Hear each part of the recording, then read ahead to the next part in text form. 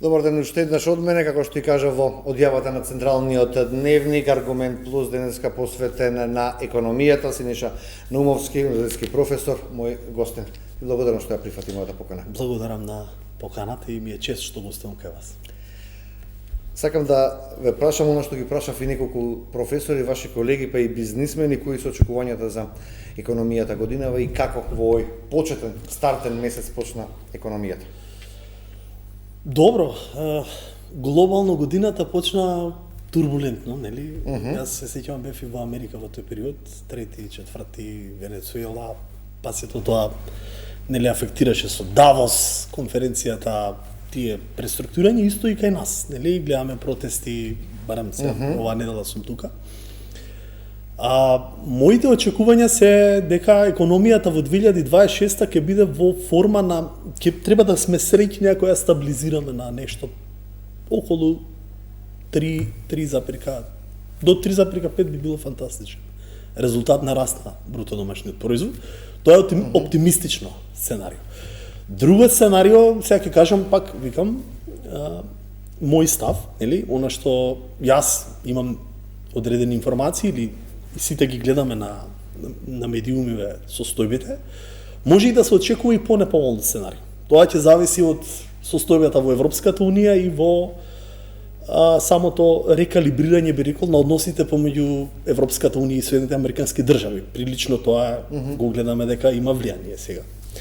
Значи, ова неизвестност влијае и кај нас, барем во тој дел кај нас може да кажеме македонскава стабилност е во известноста на некоја политичка стабилност, но и тоа треба да се земе од две стојалишта, бидејќи нели протести има најавени, еве додека ве чекав нели на вашите вести во телевизијава, забележав има нови протести, медицинариве, образованието, имајте го. Незадоволството го има прикажано јавноста на повеќе. Ние сме во континуирано незадоволство, сега ќе кажам од многу долго, една декада.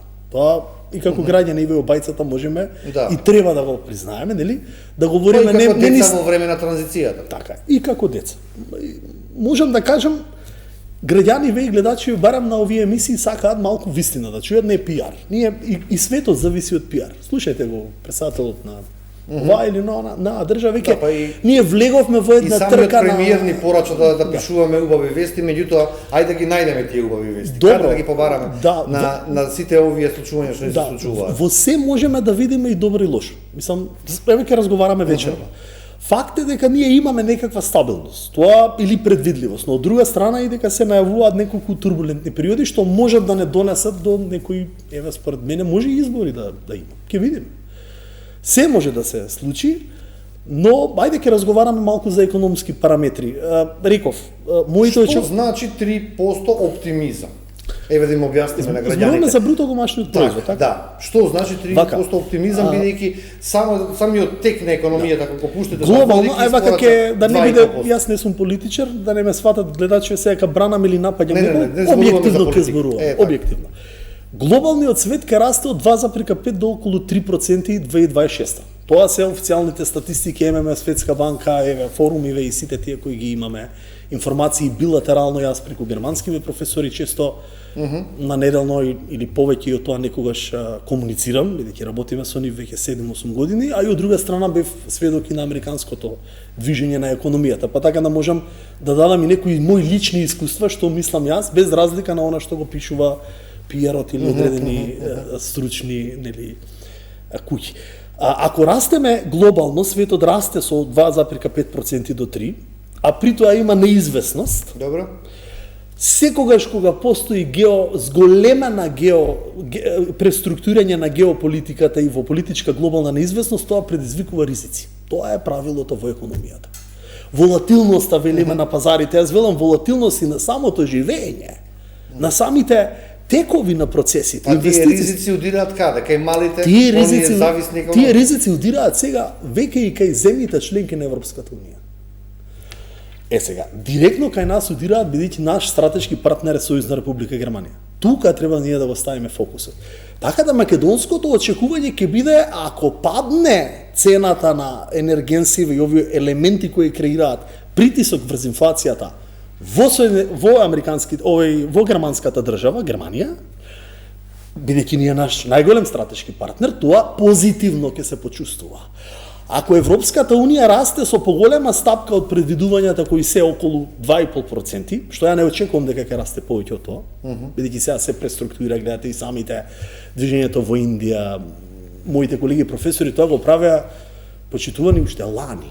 Ние кога разговаравме овде во Скопје, често доаѓаат тие 3 или 4 пати, често професорите, сега да не ги именувам имијата, да не биде некој маркетинг, професор Зајтел, кој е член во тој економски совет на ЦДУ, на партијата која сега ја води Германија, Мерц, уште тогаш ми најави, вика, Синиша, ние ќе одиме во делегација со премиерот на Баден-Виртемберг, државата каде се најду во Хајделберг, ќе одиме во посета на Индија.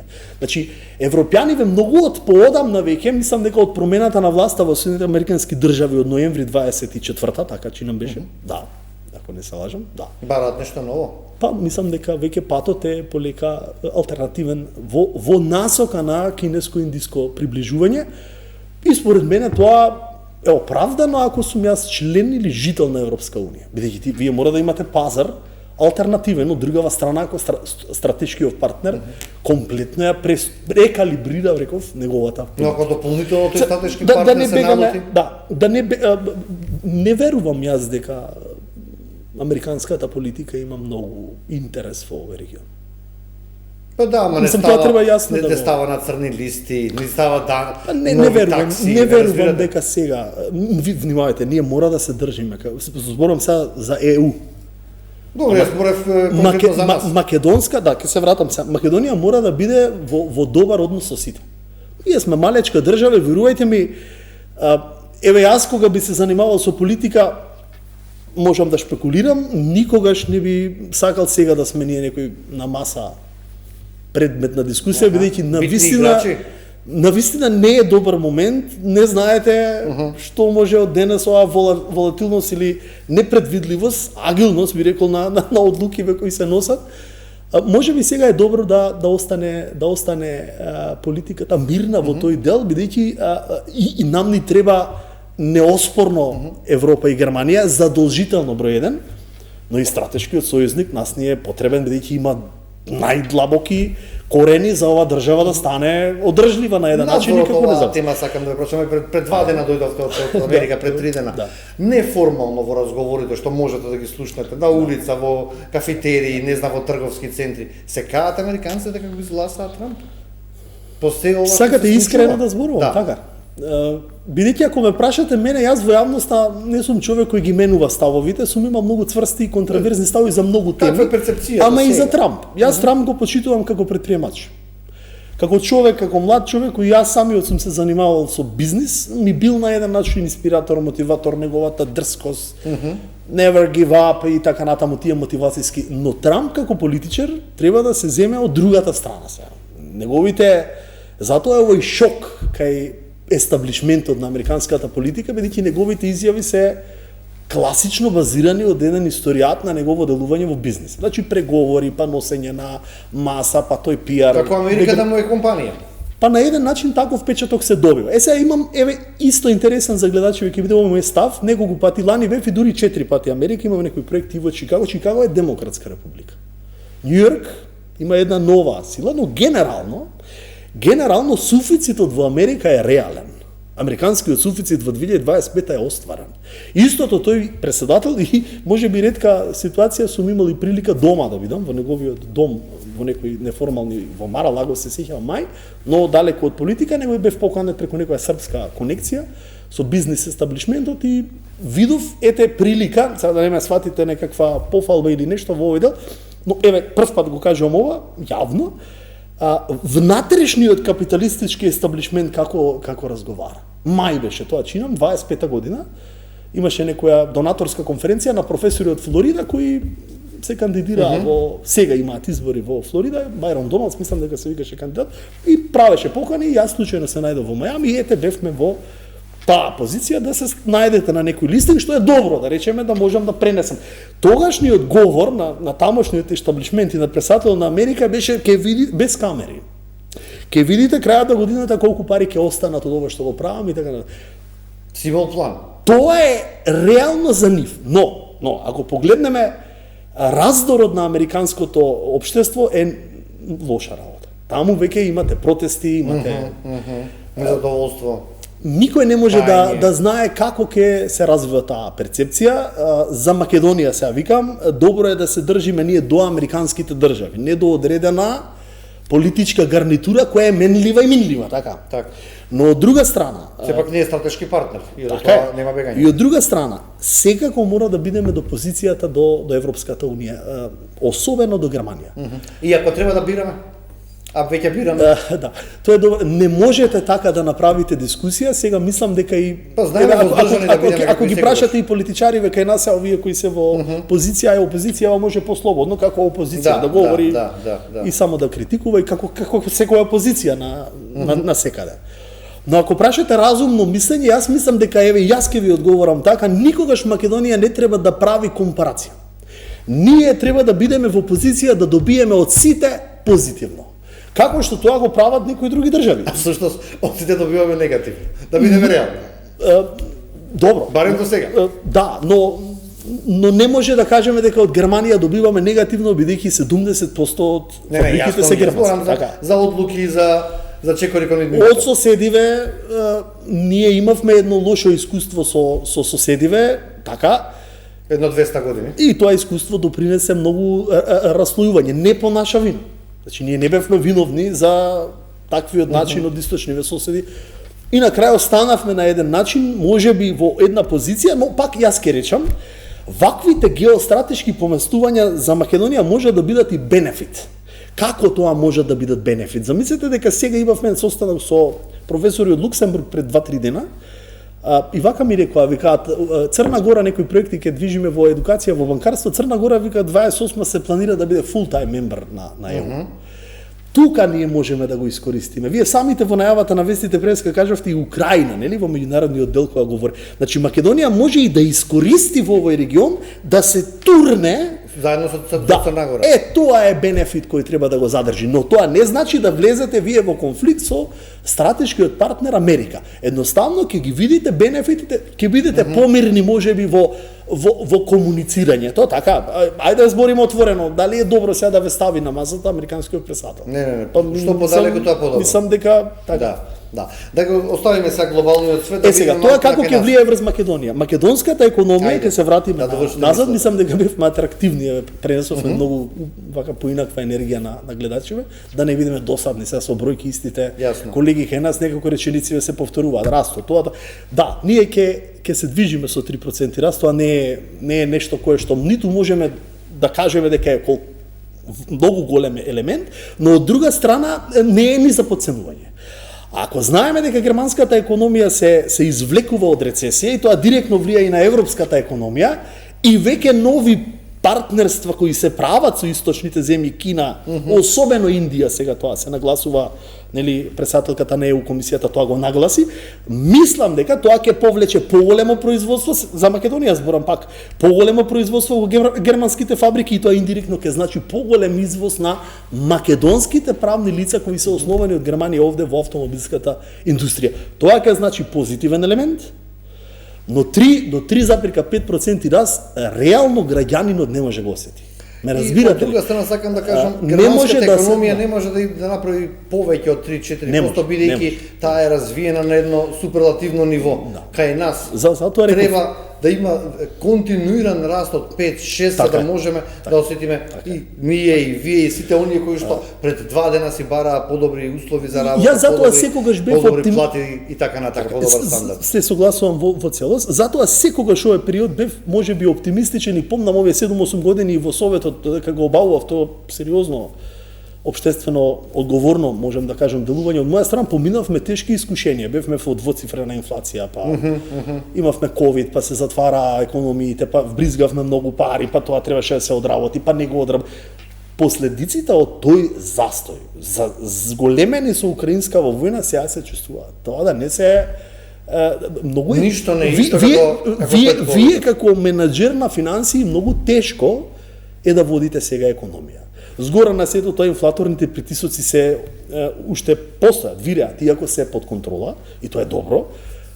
Иако банкарскиот супер систем е стабилен, супер стабилен системот на банките, тоа се добри варијабли. Но од другата страна потребно е можеби поголема колективна, а не знам дали имаме капацитетност, ние ќе обезбедиме заемите, ги обезбедуваме и сето тоа, но можеби треба повеќе време да може капацитетноста на буџетот и на самата држава да ги одработи тие пари. Тука е проблемот. Вие не можете да растете со 5 или до 7% ако за тоа нема сериозно, не по книга, туку сериозно, ајде би рекол, рекалибрирање на сите чинители во економијата. И затоа би рекол, ако ме прашате како ќе биде 26-та, јас сум како економист задоволен ако ние имаме стабилна година. Тоа ќе биде за мене окей. Нема да бидам толку многу критичен, но од друга страна не забравајте го фактот дека може и да имаме некои циклични Уште кога се случат избори, тоа дополнително ќе удри. Не може, рано е сега тоа да го кажем, ама како што гледам многу регионално веќе влегуваме во опозицијата да бара, власта како одбива. Не зборам за политика, јас гледам за граѓанство. Ние ако граѓанството почне да говори во колективитет за негативни теми, верувајте, тоа е најболното за нас како граѓани и мораме да бидеме јасни пред граѓаниве. Цените на продуктите никогаш нема да се вратат на 2019.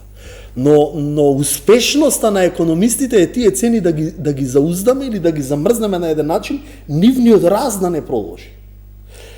И како погледнете ги цените, како тоа да се направи ако нема мерки или барем не се видливи мерките кои што треба да намалат инфлацијата од сегашни 4% на годишно ниво, 2% планира владата да биде на крај на 26. Планот на крај на 26 е легитимен ако ние увезуваме Европската централна банка политиката овде. И тој е легитимен. Но ефектите на намалувањето на нашиот ментор ЕЦБ ќе бидат многу поспори. Како во лоши ефекти? Не заборавајте, првите кризни состојби 20-та година кога ја удри Европската унија, кај нас тоа многу подоцна дојде. За година и пол. Тоа се вика структурни реформи и структурни проблеми на макроекономијата кои ги имаме. Сега како удри многу подоцна, од другата страна и позитивните варијабли кои ќе дојдат сега од ЕЦБ, ако дојдат и тие се во планови, ќе дојдат овде малку подоцна. Ние зборуваме за земја на 1,8 по попис, колку сме, по 2 милиони жители и со перформанс на GDP колку што може да биде нели една покрајна, пола од покрајна во Германија. Една покрајна во Германија има 230 милиарди евра GDP, ние 16 имаме. Нашата шанса мора да биде во комплетно репозиционирање и конекција и со диаспората, бидејќи таа е во најголем број, демографските проблеми уште повеќе ќе зачестуваат. Тоа да сме сигурни. Секој ќе си бара подобро. Уште повеќе, за жал. Тука мораме да најдеме оптимизам, да сватиме дека не е ништо подобро и Америка или Европа. Ние сите ги гледаме американските плати, еве јас видов, живеев, мислам во проекти работев. Да, го гледаме инкамот, приходот, извинете, но од другава страна видите ги трошоците. Вие за да платите една данок на имот овде е околу 2000 до 6000 денари во зависност од општина Германија, Америка тоа се движи од 11 до 16.000 долари. Начинот на финансиското работење е многу по-лабаво либерално во американските држави, овде е многу постегнато, имате даноци, ДДВ, таму тоа не постои данок, но од другата страна парите ќе ви бидат земени на друг начин, како даначен обврзник. Тоа се некои варијабли и сега ние можеме различно да ги гледаме работите, но верувајте ми, колку и владиве да се менуваат без општествен консензус на сите, дека треба да дадеме нешто, бидејќи животот не помина во политиканство, и во едни со други критика, и со трети, и со пети, на крај реалниот раст ние не го задоволуваме токму заради тоа што капацитетноста на Македонија е толкава колкава што е. Според мене треба повеќе да размислуваме за регионално интегрирање. Имаше проекти кои сега не се веќе видливи, зголемување на влијанието на Западен Балкан, интеграцијата со Албанија, видете Албанија каква прогресија прави. не е драстично колку Македонија, се и тоа е Да, на еден има начин они обиди, има PR, фиксови, да, меѓутоа, окей. Ние не сме ништо помалку од никој, но можеби треба да го рекалибрираме и начинот на размислување и да сватиме дека ова се тешки периоди за граѓаниве, бидејќи на вистина сме во една трка со цените. Не треба многу ние да објаснуваме макроекономија. Сега ќе одиме во маркет и јас и вие ќе видиме која 1000 денари вреди сега, а колку тоа се можеби слабостите на една 3,5 децениска битка оваа земја да добие поголема кондиција. За да можеме реално да направиме, треба многу реформи. Тие реформи не може да бидат на краток рок. И треба тие реформи да бидат Каде точно да се уди? секаде. Каде да биде резот? Прво треба да биде правниот систем. Ако имате подобар правен систем, вие имате поголема доверба. Ако имате поголема доверба, вие имате поголемо инвестирање од страна и од овде. Ако довербата вроди со плод, ние ќе имаме поголема мотивација да ги поканиме и диаспората, и странскиве инвеститори. Даночните реформи, рекомпонирањето на буџетските дефицити и така натаму. Има многу дебати каде што ќе се изгубиме. Образовниот систем мора да се поддржуваат образовните институции кои нудат практични вештини.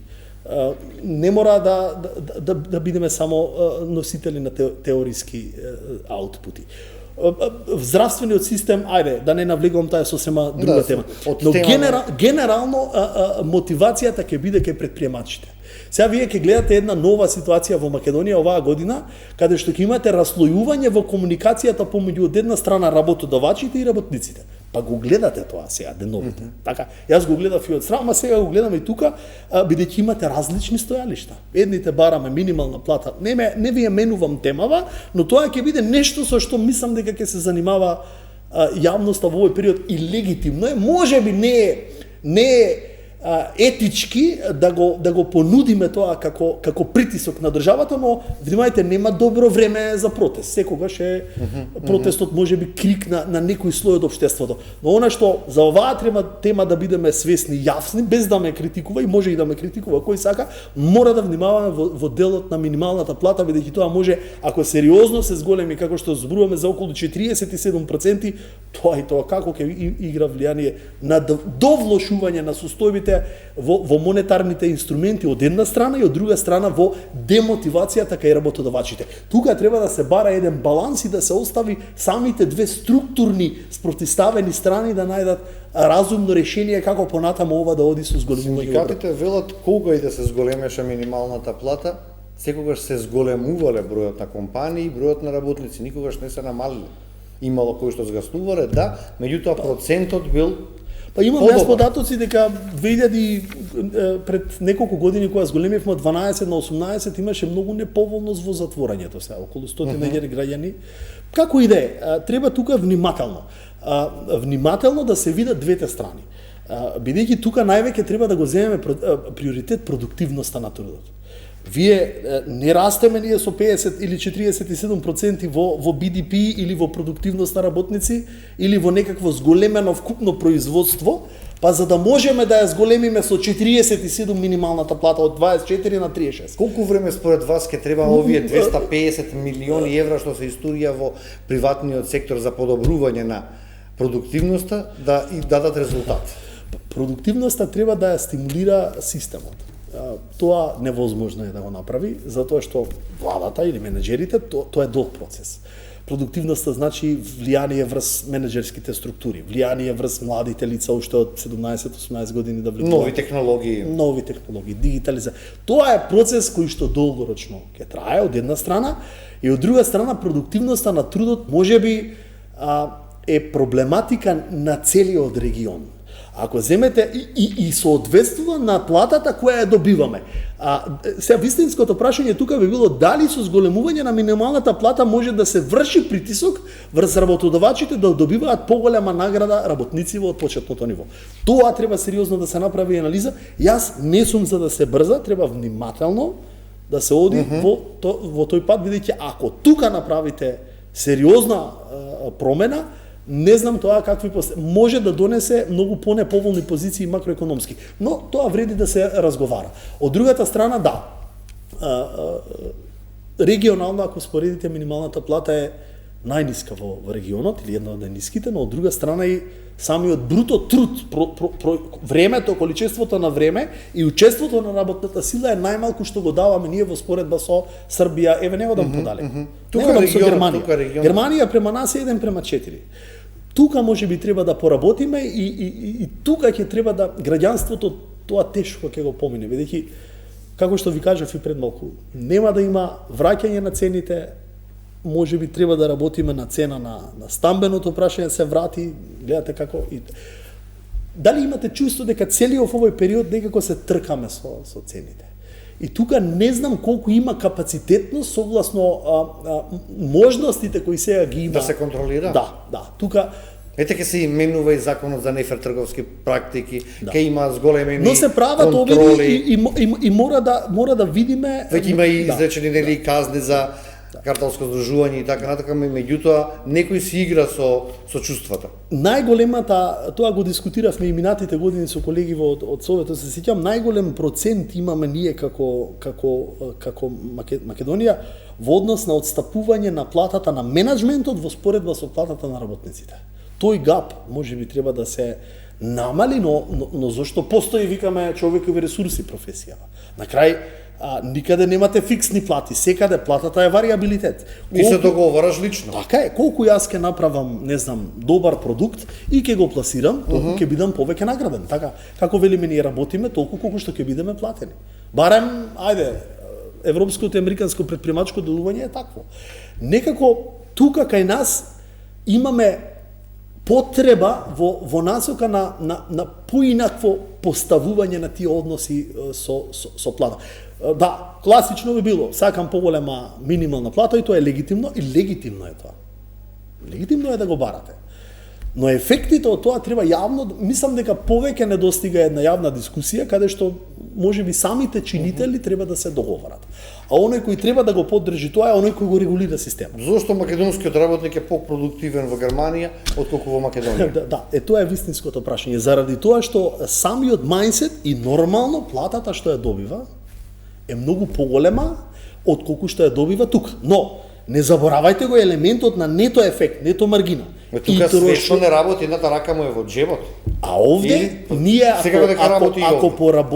ако поработиме на зголемување на, не сум баш сигурен дека истата продуктивност ја имаме. Сега говорам Не, проценките дека се 1:3. 1:4 со Германија. Со 4 пати зборуваме за истиот работник. $110,000 производ по работник создава германецов, еве истиот македонец, да речеме Синиша кој живее во Франкфурт, истиот овде Синиша создава 40.000.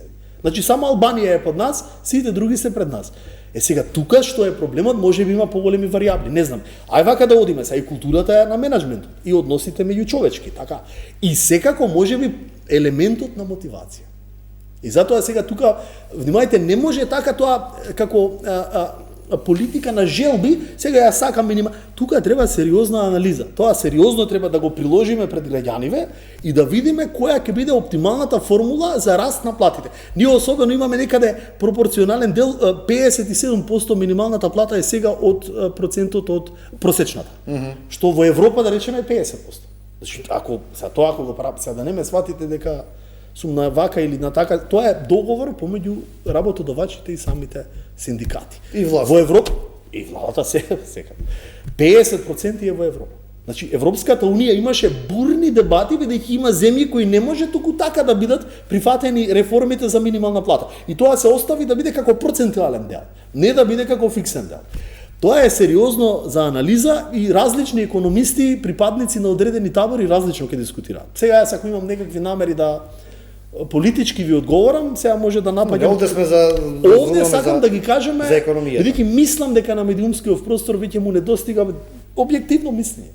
Дај да видиме реално, не како ги гледаме. Знаете, Трамп како вика, нема една вистина, се е вистина. Се не постои вистина. И ова што ви го говорам и вие, значи не може така да живееме ние во објективно општество. Тоа е бизнис. Во бизнисот е се вистина. Мојов продукт е вистина. А во општествено уредување на еден држава систем мора на еден начин да видиме дека чашава е полуполна или полупразна и да ги критикуваме таму каде што треба да се критикува. Критиката е добра работа, здрава работа и мислам дека Македонија ќе има година на критицизам. Сега тоа дали е добро или не знам, можеби треба повеќе да разговараме пред да критикуваме, бидејќи има многу основ за критика, се согласувам. Ние имаме толку многу проблеми и толку многу имаме системско деградирање каде што мораме да работиме прво и на самите единки. Како тоа да го направиме? Не знам, можеби треба да размислуваме повеќе и на оние помали работи. Економијата, капацитетот е толкав колков што е. Повеќе што ќе се случува во понеделник, дали Христијан Мичковски ќе дојде во Сојузот на синдикати каде што треба да го потпишат колективниот договор, во спротивно Сојузот на синдикати најавува генерални штрајкови, радикализирање на протестите. Нашето време тука заврши. Ти благодарам што за беше дел од аргументите. Се надам бевме различни, инспиративни, ако допринесовме за внимание. Одговорот е да. Почитувани, се надам дека го задржав повторно вашето внимание и довербата се разбира. Јас ви велам тука пријатно и останете со програмата на Телевизија 24.